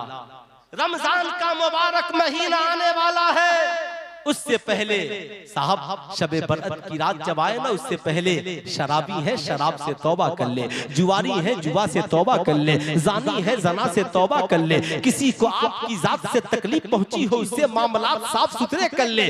और रमजान का मुबारक महीना आने से पहले रमजान की तैयारी कर ले। अब साहब हमारे यहाँ तैयारी क्या है? हमारे यहाँ तैयारी साहब अपना सिर्फ अपनी तैयारी करते हैं हम। हाँ देख लो, सेवई है, ये है, वो है। जो ही दस्तरखान बिछा, 10 किस्म के फल फ्रूट, सेल्फी ली और कहाँ डाल दिया? फेसबुक पर। क्या बात है, सेल्फी ली और फेसबुक पर। इबादत में दिखावा जायज नहीं है, फेसबुक पे न डाल। अल्लाह ने दिया है ना तो चुपके से गरीबों के दस्तरखान पे डाल, चुपके से गरीबों के दस्तरखान पे डाल दे। आप कहेंगे मौलाना पता कैसे चलेगा फला गरीब है? मैं कहूंगा बड़ी आसानी से पता चल जाएगा। कहा पता कैसे चलेगा? साहब समाज में 2 किस्म के लोग हैं, एक वो जो दर मांगते हैं और एक वो जो बड़े खुददार होते हैं। डॉक्टर इकबाल के इस शेर पे अमल करते हैं, मेरा तरीक अमीरी नहीं गरीबी है, मेरा तरीक अमीरी नहीं फकीरी है। खुदी न बेच गरीबी में नाम पैदा कर, प्यासे रहेंगे मगर मांगेंगे नहीं, भूखे रहेंगे मगर मांगेंगे नहीं, सिला हुआ कपड़ा पहन लेंगे मगर मांगेंगे नहीं। आसान तरीका है। आप अपने बेटे से कहिए बेटा जरा चचा के घर जाना और कहना कि आज मेरे घर एक सेब की जरूरत है ना। अब आपका बच्चा पहुंचा, का चचा एक सेब चाहिए। साहब गरीब था ना, कहेगा शहजादे माफ करना आज मेरे घर सेब नहीं है। बेटा आ गया, क्या हुआ? कहा सेब नहीं है। नो टेंशन, सेब लाओ, पॉलीथिन में डालो, अनार लो, फल डालो, चुपके से भेजवा दो। गरीब का दिल भी नहीं दुखा, काम भी बन गया। आप चाहते हैं ना कि आपके रोजे मकबूल हो, साहब दिखाने की जरूरत नहीं है। साहब जब एक फाहिशा औरत जंगल से गुजर रही हो और कुत्ते को प्यास लगे पानी पिला दे तो खुदा उसकी खताओं को माफ कर देता है। तो जो बंदा किसी रोजादार को इफ्तार करा दे खुदा उसे कितना माफ करेगा। हम लोग सिर्फ बुजुर्गों के मानने वाले हैं। हिंदुस्तान के सबसे बड़े वली का नाम हजरते ख्वाजा गरीब। अरे हाथ उठाकर बोले हजरते ख्वाजा गरीब, हजरते ख्वाजा गरीब। आज कुछ लोग जानते हैं कि शायद ख्वाजा गरीब नवाज है ना, सिर्फ उन्होंने मुर्दे को जिंदा कर दिया, जोगी जयपाल को उड़ा दिया, खड़ाऊ को उड़ा दिया। ये सारी करामतें बाद में है। इतने बड़े जबरदस्त तालीम कि जब उनके उस्ताद हरम में लेकर और हजरत ख्वाजा गरीब नवाज ने इल्मे तफसीर बयान करना शुरू किया तो उलमाए हरम ने कहा, हुजूर मोइनुद्दीन को कुछ दूर दिन छोड़ दीजिए ताकि अरब के उलमा इनके इल्म से फैज़याब हो सके। वाह वाह, नारे तकबीर, नारे रिसालत, फैज़ान गरीब नवाज। इतने बड़े आलिम, इतने बड़े जबरदस्त आलिम हजरत ख्वाजा गरीब नवाज। ईद का दिन है, किसका दिन है? और ईद आने वाली है, फिर मेरी और आपकी मुलाकात भी नहीं होने वाली है। ईद आने वाली है, आप भी याद रखें। खुशी का मतलब ये नहीं है कि मेरी होठ में पान हो और हम खुश, हमारे जिस्म पे रंगीन कपड़ा, हम खुश नहीं। बुजुर्गों के उर्स में जाने वालों, ख्वाजा गरीब नवाज के मिशन को अपनाने वालों, सुल्तान नज़ा तुझसे कहना चाहेगा, ख्वाजा गरीब नवाज के इस मिशन को भी अपनाओ। निकले हैं ईद की नमाज पढ़ने के लिए, देखा एक गरीब और बीना बच्चा सड़क किनारे खड़ा है, आंखों में आंसुओं के कतरात है। करीब पहुंचे, कहा क्या हुआ? कहा मेरा बाप भी होता तो नए कपड़े पहनाता, मेरी बाप भी होती तो मेरी जिंदगी में खुशियां होती। हजरत ख्वाजा गरीब नवाज उसकी हथेली को पकड़ते हैं, घर लाते हैं, गुस्ल कराते हैं, साफ सुथरा करते हैं और अपना कपड़ा उसे पहनाते हैं और पहना कर लेकर ईदगाह पहुंच जाते हैं। जमाने को दरसे वफा देते हैं। हजरत ख्वाजा गरीब नवाज के मानने वालों, ईद का बहुत सुनहरा मौका आने वाला है। जब तेरे घर ईद आए ना, 5000 का जींस पहनने की जरूरत नहीं है, 19,000 का जूता पहनने की जरूरत नहीं है। मेरी कौम की माओ बहनों, तुम भी सुन रही हो तो सुनो, 5000 का लहंगा और 5000 का कपड़ा और 5000 के ड्रेस पहनने की जरूरत नहीं है। पता करो मेरे मोहल्ले में कौन गरीब है जिसके पास कपड़ा नहीं है। ये कोशिश करो, 5000 है ना, 4 मोहल्ले के गरीब लोगों को भी साथ ले लो। चलो चलो आज ईद की मार्केटिंग करके आते हैं। वो कहेगा पैसे नहीं है, कहा टेंशन ना लो, पैसे नहीं है तो क्या हुआ, मेरे साथ चलो। उन्हें लेकर जाना, चुपके से दुकानदार को पैसे देना, कहा 5 जोड़े कपड़े दो, इन चारों को पहले दो और इन्हीं की तरह मुझे भी एक जोड़ा दे दो, ताकि उनकी ईद पहले हो जाए, मेरी ईद बाद में हो। उनकी ईद तो एक दिन की होगी, मगर उनकी दुआओं से तेरा पूरा साल ईद में बदल जाएगा। पूरा साल ईद में बदल जाएगा, उनकी दुआएं मिलेंगी, जिंदगी ईद में बदल जाएगी। इसलिए मेरी गुजारिश है आपसे, आप 2 काम जरूर करें। एक तो ये रमजान का मुबारक महीना आने वाला है, ज़कात की पाबंदी का अहद कर ले, गरीबों का हक है, पहुंच करके रहे। दूसरी गुजारिश, हर बस्ती में इस्लामिक एजुकेशन पॉइंट होना चाहिए। आप अपने नेताओं से कहिए हमें सड़क नहीं चाहिए, हमें साहब वृद्धा पेंशन मत दीजिए, मगर हमारी कौम के नौजवानों के लिए एक एजुकेशन पॉइंट कायम कर दीजिए, एक आर्मी कोचिंग सेंटर खोल दीजिए, यूपीएससी बीपीएससी के लिए साहब एक कोचिंग सेंटर का इंतजाम करा दीजिए, हमारी बच्चियों के लिए सेपरेट तालीम का इंतजाम करा दीजिए, जिन्हें मुअल्लिमा पढ़ाए बेटियां पढ़ती हुई नजर आए। अगर हम तालीम में जिस दिन मजबूत हो गए, इंशाअल्लाह बाजू हमारे होंगे और कलम हाथ में सरकारी होगा। जिस दिन आपने इस पे मिशन बना लिया कि हाथ मेरा हो, कलम सरकारी हो, उस दिन आपको कामयाबी से कौन रोक सकता है? मगर आपको मिशन बनाना होगा। इन मदारिस को खूब मजबूत कीजिए, इन मदारिस को खूब आबाद कीजिए, वरना याद रखिए साहब, डॉक्टर इकबाल ने कहा, नहीं तेरा नसीमन कसरे सुल्तानी के गुंबद पर, तू शाहीन है बसेरा कर पहाड़ों के चट्टानों पर। आपने याद किया होगा, आज हमारा बरादरे वतन 800 किताबों का लेखक मर गया वृद्धा आश्रम में, जहाँ पे ओल्ड होम में मर गया। बेटा अंतिम संस्कार में ना आया, बेटी पूछने के लिए नहीं आई। बहुत पढ़े लिखे थे, वजह ये थी कि उनके पास डिग्रियां थीं, मगर संस्कार नहीं था, किरदार नहीं था। इस्लाम कहता है मेरे दामन में आ, हम तुझे इल्म भी देंगे और मुस्तफा जाने रहमत का किरदार भी देंगे। इसलिए आज के बाद ये नहीं कहना माई लाइफ माई चॉइस, बल्कि आज के बाद ये कहिए जिंदगी हमारी हो और सीरत मुस्तफा जाने पूरा मजमा हाथ उठाकर बोले, जिंदगी हमारी और सीरत मुस्तफा जाने रहमत की हो। आपने सारे प्लान बनाए हैं, लेकिन अब हमें दुनिया भी में भी कामयाबी मिले, आखिरत में भी कामयाबी मिले, इंशाअल्लाह हमें इसका प्लान बनाना है। इस प्लान को बनाने के लिए आखिरी गुजारिश, मेरी तरह जुब्बा अमामा वाले 1 करोड़ आलिम को बुलाकर 1 करोड़ तकरीरें सुन लीजिए, जिंदगी में इनकलाब नहीं आएगा। आप कहेंगे मौलाना फिर आप क्यों आए? इनकलाब तब आएगा जब आप अपने इलाके के इन आलिमों का सही इस्तेमाल कीजिए, इन आलिमों का सही इस्तेमाल कीजिएगा, वरना लाखों जलसे खर्च होंगे। आप मुझे 500 मत दीजिए, ले जाइए, मगर जब आपका संडे का दिन आए ना, तो अपनी बस्ती के इमाम साहब अच्छे किसी अच्छे आलिम से राब्ता कीजिए, हजरत आधे घंटे का वक्त मेरे घर दे दीजिए, काम क्या करना का दीन सीखना है। कहा ठीक है, आप अपने घर में साहब औरतों को पर्दे में आप खुद बैठ जाइए। आलिम साहब आ गए, इस्तकबाल, बैठाइए, चाय पिलाइए। हजरत अच्छा बताइए क्यों बुलाया है? कहा हजरत इसलिए बुलाया है ताकि आज हमें ये बता दीजिए मर्द के वुजू करने का तरीका क्या है और औरतों के वुजू करने का तरीका क्या है। अब उसमें दूसरों को शामिल मत कीजिए। एक दिन सीख लिया, दूसरी छुट्टी का दिन आया, औरतों के नमाज पढ़ने का तरीका, मर्दों के।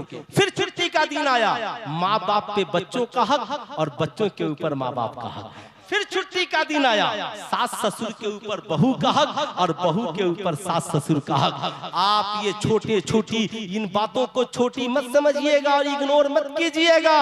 मैं कहता हूँ ये 20,000 का लिफाफा साहब कुछ नहीं है। इन आलिमों की खिदमत कीजिए और इनके वक्त का सही इस्तेमाल कीजिए। याद रखिएगा, अगर हमने दुनिया को ही सब कुछ समझ लिया है तो आपका बेटा मेटा मैट्रिक पढ़ सकता है, इंटर पढ़ सकता है, आपकी बेटी बीए पढ़ सकती है, मगर कब मुर्तद होगी ये पता नहीं चलेगा।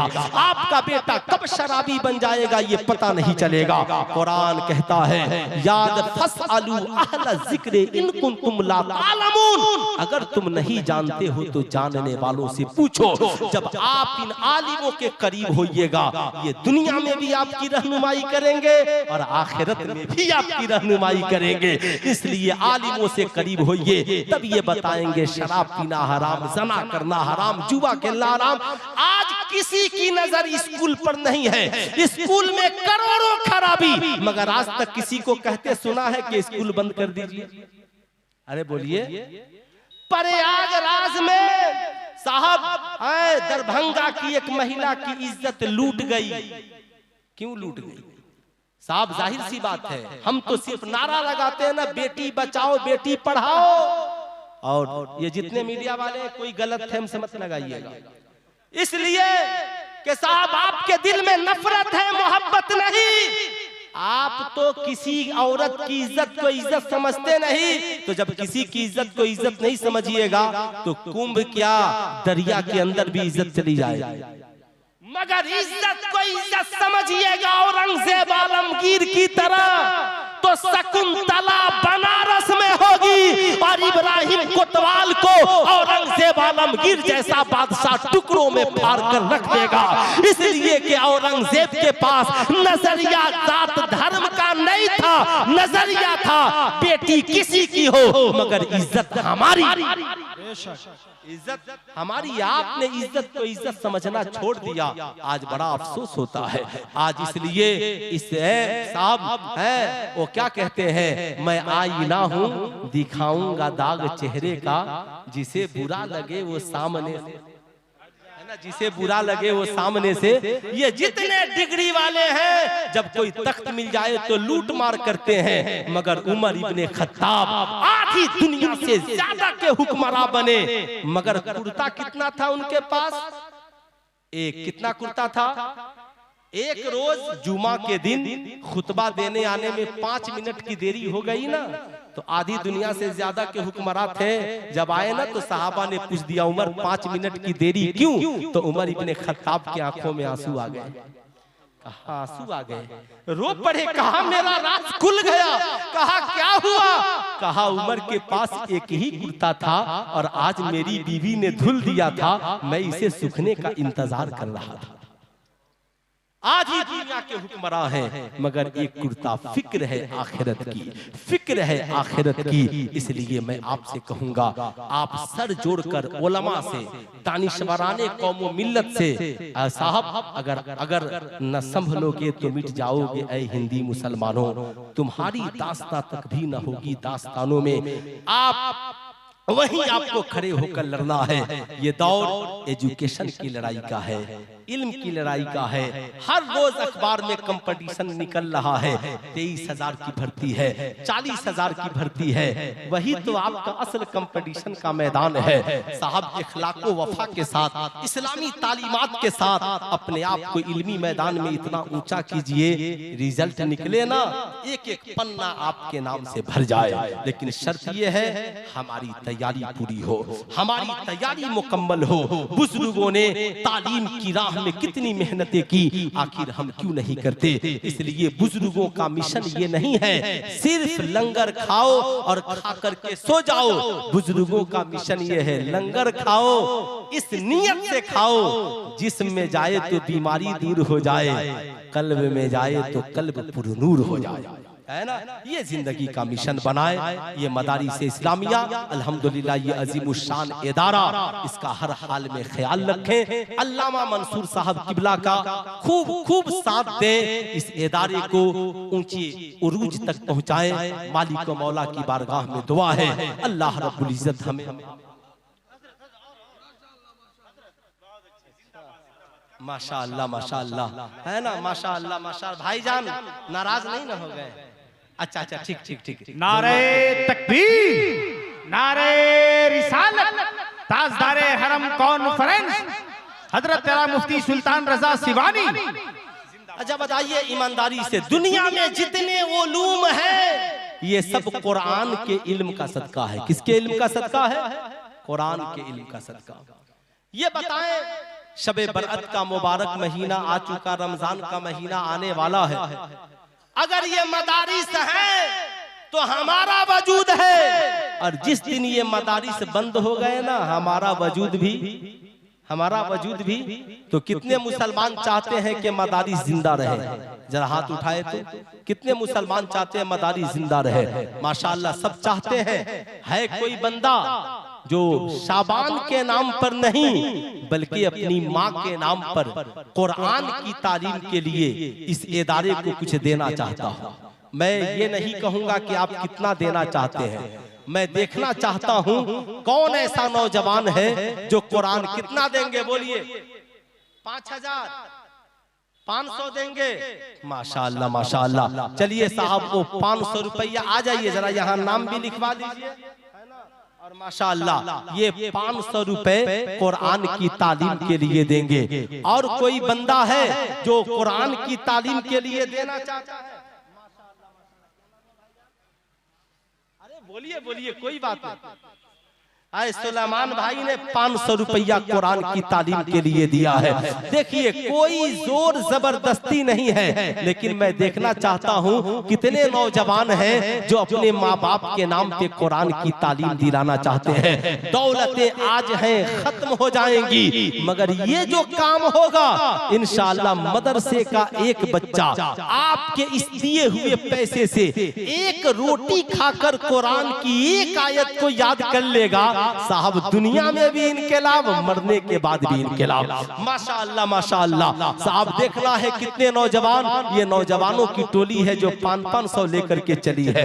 माशाअल्लाह माशाअल्लाह, क्या बात है ना साहब? ज्यादा नहीं, 500 1000 भी अगर सबने दे दिया, थोड़ी सी इधर नजर हो गई ना, फिर देखे कोई ना देखे ना देखे, रात की तन्हाई में मेरा रब देख रहा है। साहब कोई देखे ना देखे, मैं जानता हूँ सुल्तान रजा को चंदा मांगने नहीं आता, मगर मैंने सुना है आपको देने बहुत आता है। साहब जाहिर सी बात है, है ना साहब। ये सोचते होंगे आप सुल्तान रजा ने, अच्छा साहब ये बताइए, बहुत सारे लोग उठ करके जाने लगे, आप नाराज हो गए क्या?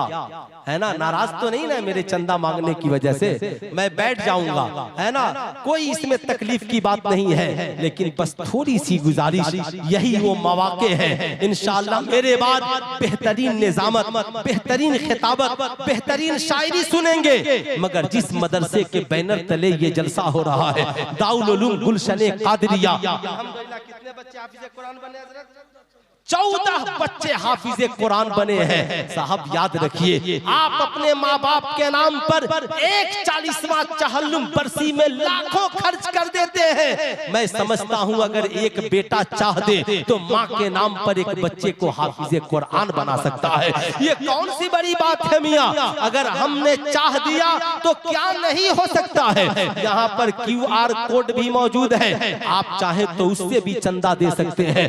मेरी थोड़ी सी गुजारिश है मेरी कौम के नौजवानों, जब हजरत का हुक्म हो गया और जबान मेरी खुल गई है तो कुछ तो लाज रही जानी चाहिए। मेरी गुजारिश है कौम के नौजवानों से, पीछे से लेकर आगे तक साहब आपकी शमूलियत होनी चाहिए। कल अगर मैदाने महशर में कुरान ने कह दिया, ऐ मालिक मौला, ये वो लोग हैं जिन्होंने दुनिया की तालीम के लिए ट्यूशन सेंटर में महीने में 1000, 2000, 5000 खर्च कर रहे थे, मगर मालिको मौला तेरा एक बंदा कुरान की तालीम के लिए चंदा मांग रहा था, मगर ये सुनने को तैयार नहीं थे, कुरान की तालीम के लिए पैसा देने को तैयार नहीं थे। बताएं क्या आप कहेंगे मैंने ज़कात की रकम दी थी, मैंने फितरे की रकम दी थी। रब कहेगा ज़कात गरीबों का हक है, साहब फितरा गरीबों का हक है।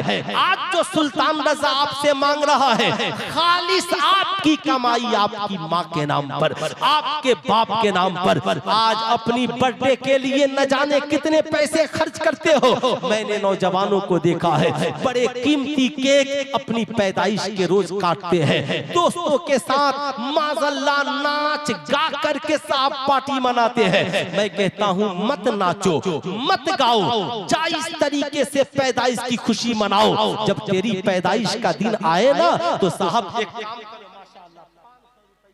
भाईजान ने दिया है, देने वालों की टोली लगी हुई है। क्या बात है, एक भी फर्द साहब मेरी गुजारिश से बचे नहीं। आप साहब ये जिंदगी में हसीन मौके कभी कभी आते हैं, एक बात याद रखिएगा, पानी उसी कुएं में निकलता है जिस कुएं से पानी पिया जाता है, जिस कुएं से पानी निकाला जाता है, और जिस कुएं के पानी से, जिस कुएं से पानी पीना लोग बंद कर देते हैं वो कुआं सूख जाता है। इसलिए आप भी चाहते हैं ना कि आपकी कमाई में बरकत है, माशाअल्लाह, है ना। पूरा मजमा जरा खड़े होकर, है ना, हजरत अल्लामा मुफ्ती गुलाम जिलानी अजहरी साहब का इस्तकबाल कर लीजिए। माशाअल्लाह माशाअल्लाह। जिलानी अजहरी की आमद हुई है। नारे तकबीर, नारे रिसालत, मसलके आला हजरत, इश्क मोहब्बत, इश्क मोहब्बत, प्यार मोहब्बत, प्यार मोहब्बत, बस्ती बस्ती करिया करिया, खलीफाए हुजूर ताजुल शरिया, शायर अहले सुन्नत हजरत शहबाज नूरी साहब किबला, उलमाए अहले सुन्नत। माशाअल्लाह माशाअल्लाह। हाँ देखिए ये अब दिख रहे हैं ना, यही मौलाना गुलाम जिलानी अजहरी साहब है ना, और ये शहबाज नूरी साहब है। अब बीच में जो बैठे हैं नकीबुल हिंद हजरत अल्लामा महबूब गौहर साहब है, और इसके बाद शेरे कालपी हुजूर गियासे मिल्लत आने वाले हैं। मगर मुझको हटाने के लिए कुछ दीजिएगा तभी न हटेंगे, है ना। आप लोग भी सोचते हैं कि फ्री में मैं हट जाऊं, है ना।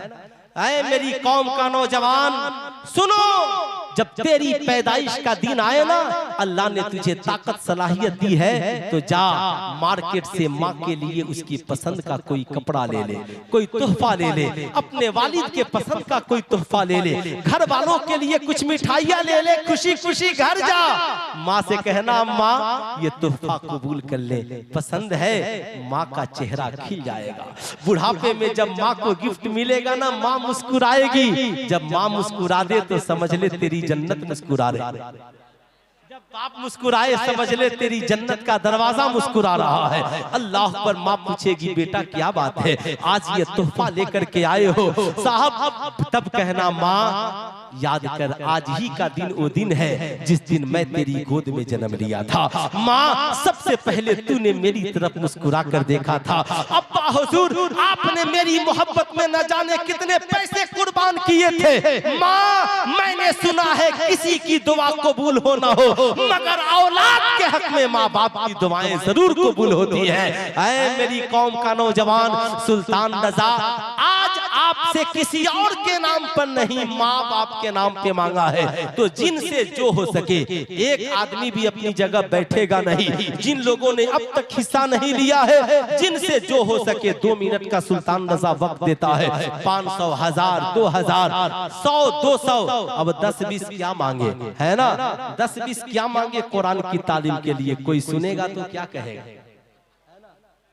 इसलिए दुनिया की सबसे बड़ी किताब कुरान की तालीम के लिए बैठे नहीं। जो लोग पीछे हैं या दाएं बाएं हैं उनसे मेरी गुजारिश है, मैं आपसे गुजारिश करता हूं, आप अपनी माँ के नाम पर, आप अपने वालिदैन के नाम पर, साहब ये मुबारक महीना भी चल रहा है, आप जरूर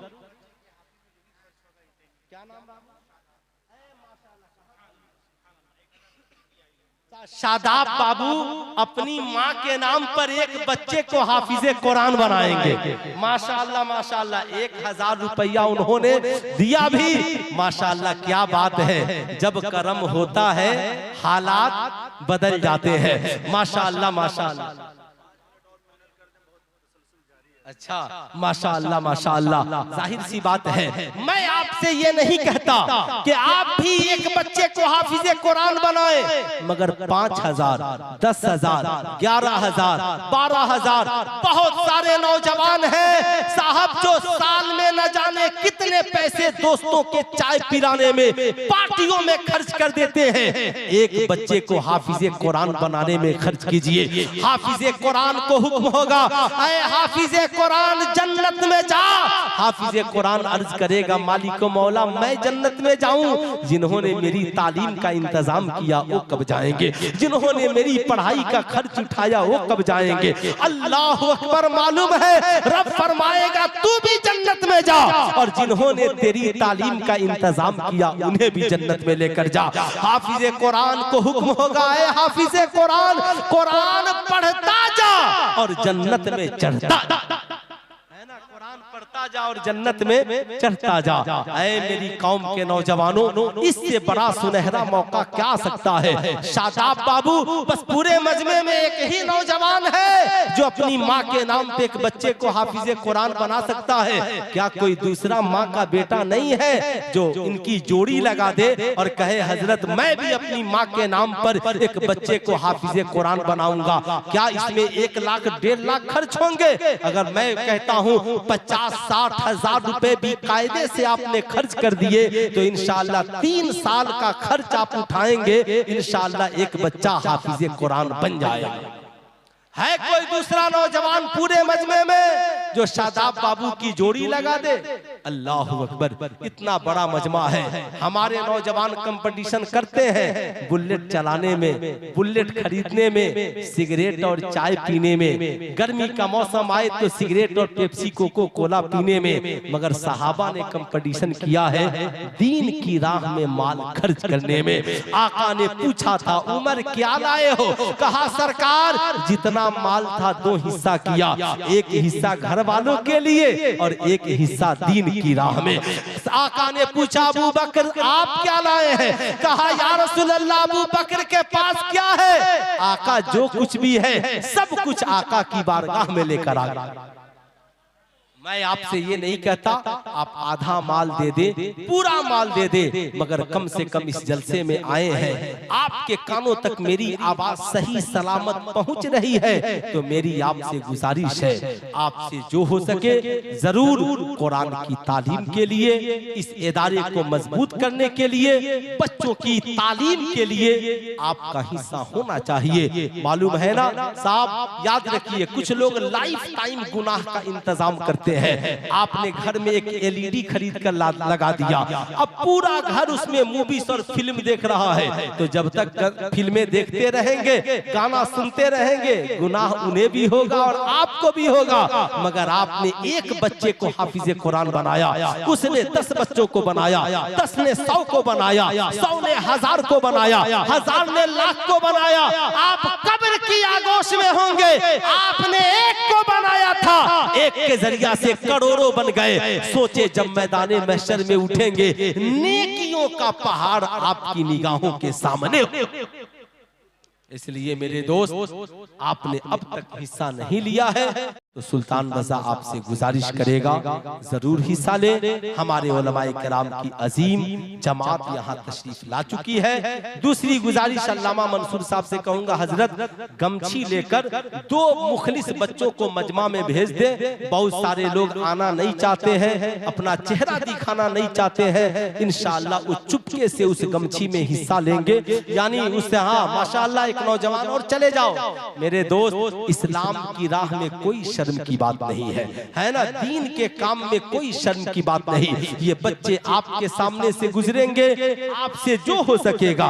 माशाअल्लाह यहाँ कितने मुखलिसीन की तादाद यहाँ पर आकर के खड़ी है। हम साहब जो काम करते हैं, याद रखिएगा, खैर में फजूल खर्ची नहीं है और फजूल खर्ची में खैर नहीं है। आला हजरत ने एक वाकया लिखा अल मलफूज शरीफ में, साहब ये वाकया मौजूद है। इमाम गजाली के हवाले से एक बुजुर्ग ने आका के मिलाद की महफिल सजाई और 1000 शम्मों को जला दिया, 1000 चिराग रोशन कर दिए। एक साहबे काल आ गए। साहबे काल समझते हैं ना, जहां देखा वहीं टोक दिया, जहां देखा वहीं साहबे काल, उसे समझिए, जहां देखा वहीं, है ना? हाँ माशाअल्लाह, साहबे काल जहां देखा वहीं बोल दिया। तो एक साहबे काल आ गए, देखा अरे 1000 चिराग रोशन करने की क्या जरूरत, एक चिराग जला देता तो काफी नहीं था, ये 999 फजूल खर्ची हो गई। गुस्सा हो गए साहबे काल और वहां से गुस्सा में जाने लगे। अल्लाह के वली की नजर पड़ी, समझ गए, गए कलाई पकड़ी, कहा अल्लाह अकबर, आप नाराज होकर जा रहे हैं सिर्फ इसलिए कि मैंने इतने चिराग को रोशन कर दिया है? कहा हाँ, ये फजूल खर्ची है। उन्होंने कहा ठीक है, फजूल खर्ची है तो मेरा भी एक चैलेंज है। कहा क्या? कहा मैंने जितने चिराग रोशन किए हैं सब रब की रजा के लिए और उसके हबीब की मोहब्बत में मैंने चिराग जलाए हैं। अगर एक चिराग भी नबी की मोहब्बत में अगर न जला हो और आपके पास ताकत हो तो उसे फूंक कर बुझा दीजिए। साहब वो इलेक्ट्रिक का चिराग नहीं था, वो तेल वाला और क्या समझ रहे हैं ना, रुई वाला चिराग था। का एक चिराग बुझा दीजिए।